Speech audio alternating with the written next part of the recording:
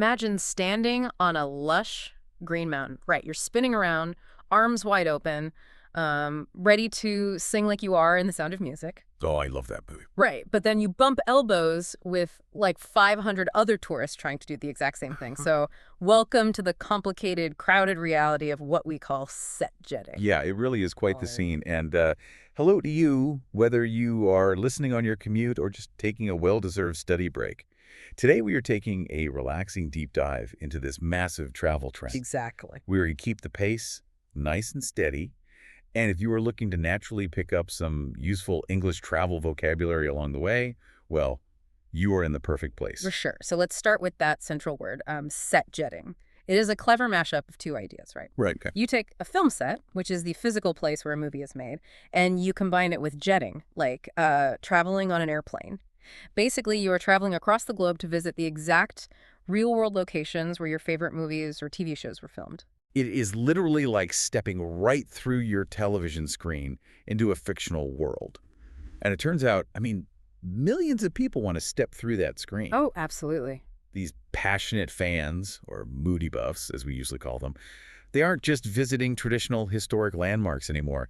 They are flocking to places like the infamous concrete stairs in New York from the movie Joker. Oh, yeah, the dancing scene. Exactly. Or even the exact London street address of Sherlock Holmes. Wait, yeah, or flying all the way to New Zealand just to see the Hobbiton village from The Lord of the Rings. These spots become truly iconic, meaning, they are instantly recognizable to almost anyone who sees a picture of them. Exactly. Iconic is the perfect word for it. But what I really want to understand is why? Why do we spend thousands of dollars just to stand on a normal staircase in New York? Well, it really comes down to psychology.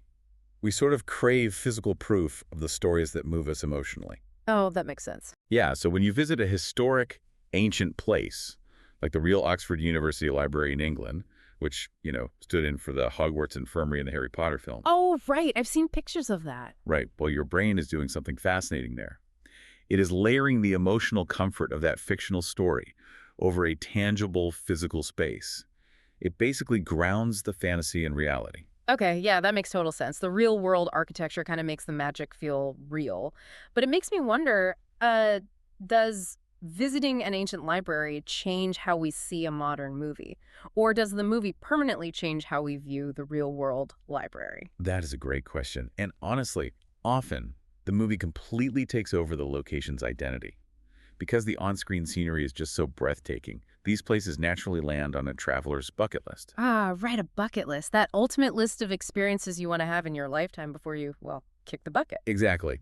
But when a location becomes a bucket list destination for millions of movie buffs at once, you run straight into the clash of expectation versus reality. Oh boy, yeah. Right back to that mountain from The Sound of Music. You expect, total peace and isolation, right? Just you and the hills. Just singing away, yeah. Exactly.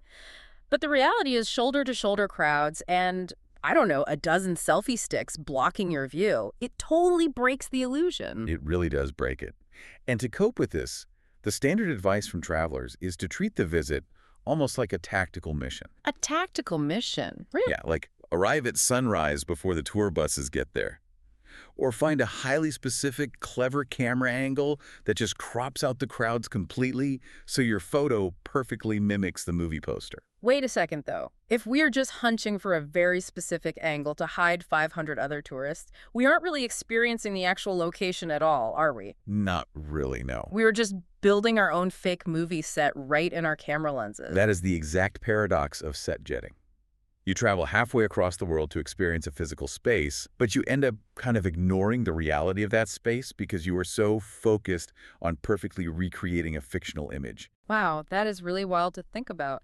So, before you pack your bags and go set jetting yourself, let's quickly recap some of the vocabulary we explored today for everyone listening. Good idea. We looked at how a passionate movie buff might travel to an iconic, instantly famous location. Right, and we talked about adding these places to your travel bucket list, and also the psychological challenge of balancing your expectations with the crowded reality. We really hope this deep dive gave you a relaxing break and maybe provided a new lens for your next adventure. It has been great exploring this with you. It really has. But we want to leave you with one final thought to ponder today. If a beautiful, centuries-old location becomes completely defined by a movie that came out 10 years ago, does it eventually lose its own real-world history?